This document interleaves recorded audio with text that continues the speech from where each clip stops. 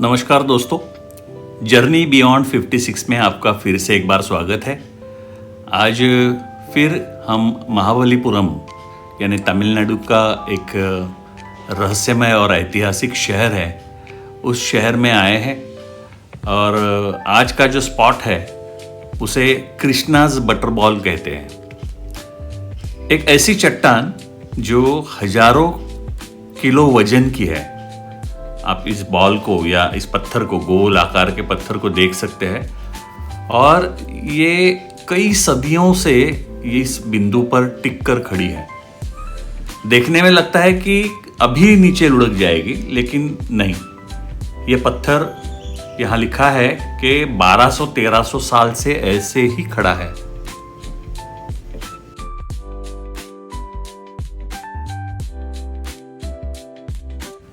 आप देख सकते हैं जिस पत्थर पे अभी मैं खड़ा हूँ या मैं चल रहा हूँ, वो भी एक विशाल पत्थर है। और ये जो गोल आकार का पत्थर है, ये उस पत्थर के ऊपर टिका है।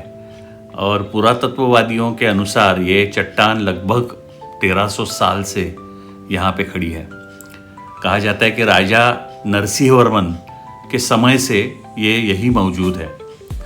इतनी आंधियाँ, बारिशें, तूफान आए, लेकिन ये पत्थर जरा भी हिला नहीं। ब्रिटिश शासन के वक्त इसे हटाने के लिए हाथी लगाकर खींचा गया था, लेकिन ये चट्टान बिल्कुल हिली नहीं। आज भी वैसे की वैसे खड़ी है और हजारों लोग देश से, परदेश से यहाँ उसे देखने के लिए आते हैं।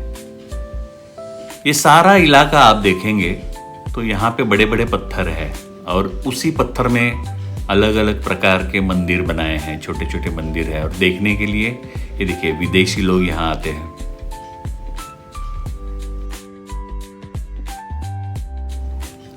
कृष्णाज बटर बॉल के आसपास आप देख सकते हैं कई खूबसूरत चट्टानें हैं और ऐसे छोटे मंदिर हैं। और यहाँ आकर आप आराम से बैठ सकते हैं, फ़ोटो ले सकते हैं। और पूरा माहौल बहुत शांत और प्राकृतिक लगता है। मतलब कोई म्यूज़िक नहीं, शोर नहीं, आराम से लोग आते हैं। इस पत्थर में देखिए कितने गोल आकार से एक कुआं कार्विंग किया है, बिल्कुल गोल। और उस ज़माने में मशीन्स नहीं होगी, हाथ से सब ये बनाया है। ये वन पीस है, ऐसा नहीं कि ज़मीन में कोई गोल आकार का खड्डा किया है। तो आप देख सकते हैं कि ये पूरा इलाका जो है एक बड़ा रॉक गार्डन जैसा लगता है। मैंने बहुत बार ऑब्जर्व किया कि जो विदेशी पर्यटक होते हैं उन्हें हमारे कल्चर में, हमारे खान पान में, हमारे रहन सहन में बहुत सारा इंटरेस्ट होता है। और वो लोग गाइड लेते हैं, उनसे समझ के लेते हैं कि ये क्यों बना था, कब बना था और इसके पीछे क्या था। हर एक मंदिर में जाएंगे, वक्त देंगे। तो हम भारतीय लोग देखते हैं, निकल जाते हैं, अपने ही धुन में रहते हैं। लेकिन ये लोग जो है ना, बहुत ही उसका आस्वाद लेते हैं।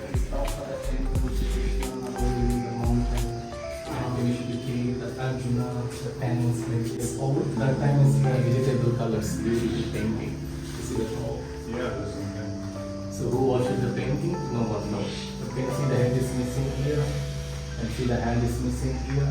This is a lunch. Like that's what we get money, but it's more hope than yeah.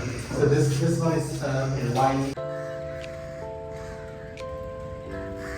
यहाँ पर कुछ ऐसे मंदिर है जहाँ पुजारी होते हैं और आज भी रोज़ वहाँ पूजा की जाती है, आरती होती है, प्रसाद दिया जाता है।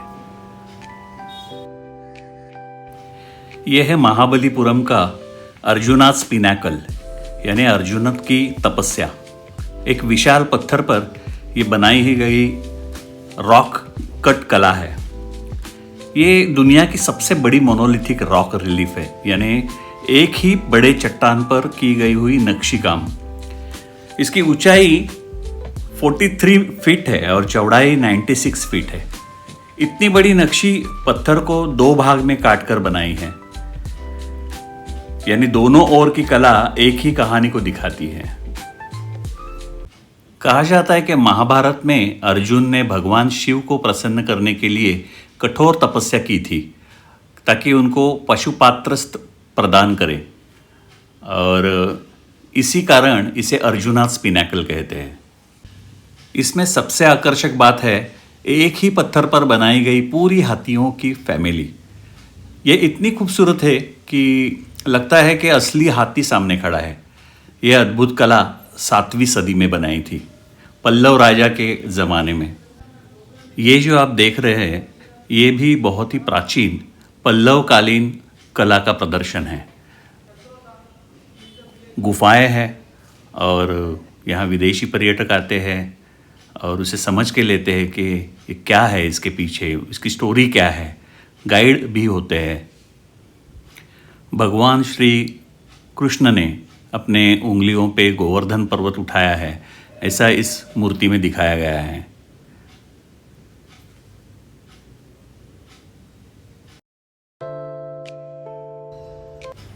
आपके जानकारी के लिए बता दूं, ये जो चट्टान आप देख रहे हैं जिसे खोद कर ये वास्तु बनाई है, ये जो सब पिलर्स हैं, ये पिलर्स कोई बाहर से लाकर रखे नहीं है या अलग से सपोर्ट नहीं, ये उसी चट्टान में से कार्विंग करके बनाए गए चट्टान पिलर्स हैं। तो आप जैसे जैसे उस गुफा के अंदर जाएंगे तो आपको दिखेगा कि कैसे उस ज़माने में किया होगा कार्विंग। और ये पत्थर भी हार्ड है, ऐसा नहीं कि सॉफ्ट पत्थर है। दोस्तों अभी हम आए हैं महाबलीपुरम के बहुत ही अनोखे और कम जाने जाने वाले आकर्षण पर, इंडिया सीशेल म्यूजियम। अगर आपको समुद्र, शंख, मोती या मरीन लाइफ के बारे में अगर थोड़ी भी दिलचस्पी है तो ये जगह आपको ज़रूर पसंद आएगी।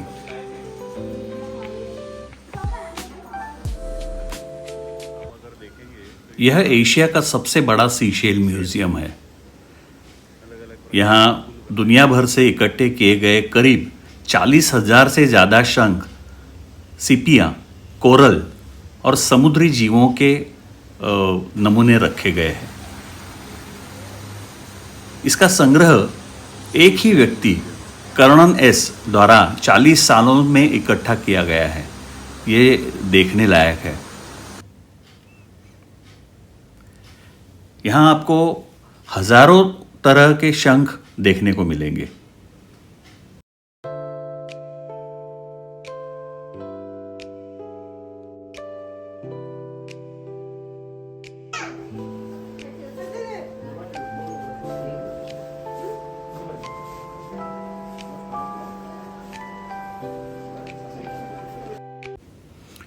विशालकाय शंख, बहुत ही दुर्लभ ऐसे golden shells, spiral shells, tiger shells, conch की कई प्रजातियां और कई ऐसे शंख जो आमतौर पर केवल डीप सी में मिलते हैं, ये सब आपको यहाँ पर देखा जा सकता है।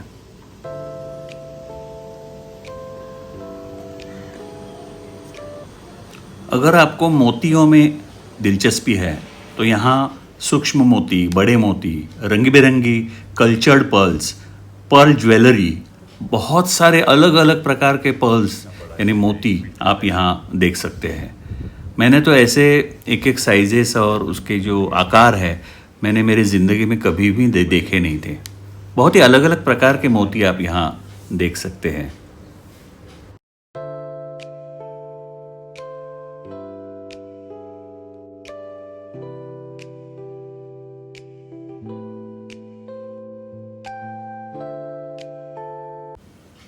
अगर किसी विद्यार्थी को इंटरेस्ट है तो यहाँ पर स्क्रीन पर मरीन लाइफ और शंखों की जानकारी दी जाती है। मोतियों के बारे में अलग अलग जो उसकी प्रजातियाँ हैं ये दिखाई जाती है, उसकी जानकारी, नॉलेज दिया जाता है। यहाँ पर आप खरीद सकते हैं मोती, शंख या ज्वेलरी।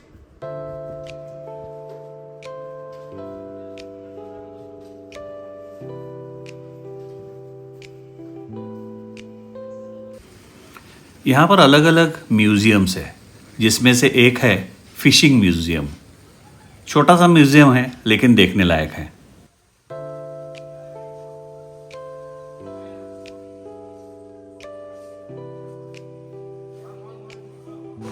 शिपिंग म्यूज़ियम है जिसमें मच्छी मार और उनके सारे जो औजार है, अलग अलग प्रकार के जहाज़ कैसे होते हैं,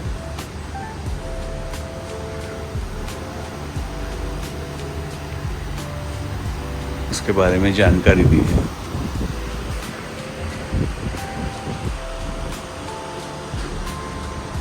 जहाज़ अंदर से कैसे होता है, एक असली जहाज़ यहाँ रखा है, आप देख सकते हैं।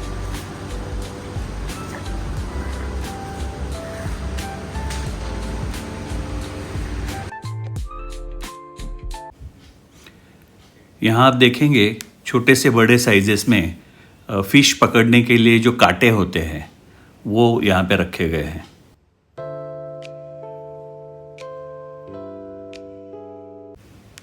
यहाँ पर एक छोटा सा फ़िश म्यूज़ियम है, लेकिन वो इतना ख़ास नहीं लगा हमें, ठीक ठाक ही था, तो हमने ज़्यादा समय यहाँ पे नहीं बिताया।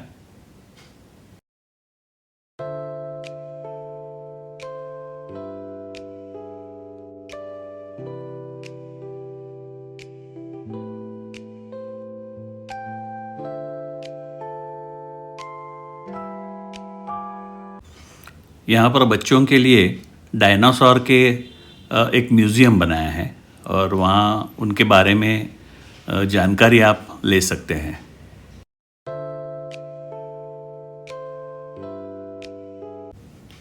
यहाँ पर बच्चे और बच्चों के साथ बड़े दोनों भी विज्ञान का जो आनंद है वो लेते हैं। टोटल 4 म्यूज़ियम्स एक साथ है बाजू बाजू में।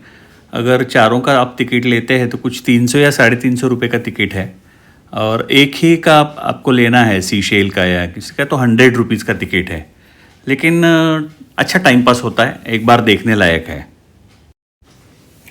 इस एपिसोड को हम यही ख़त्म करते हैं, लेकिन अगला एपिसोड बहुत ही इंटरेस्टिंग होने वाला है। हम देखेंगे सी शोर टेम्पल और बहुत सारे यहाँ के जो ऐतिहासिक वास्तुएं हैं वो देखेंगे। उसके बाद यहाँ का जो फेमस ग्रेनाइट में की गई कार्विंग के जो फैक्ट्रीज़ है, छोटे छोटे कारखाने हैं, तो वहाँ मूर्तियाँ कैसे बनाते हैं उसको हम देखेंगे और उन कारीगरों से बात करेंगे। शाम को समुंदर जो महाबलीपुरम का सुंदर बीच है वहाँ पर जाएंगे, तो बने रहिए हमारे साथ।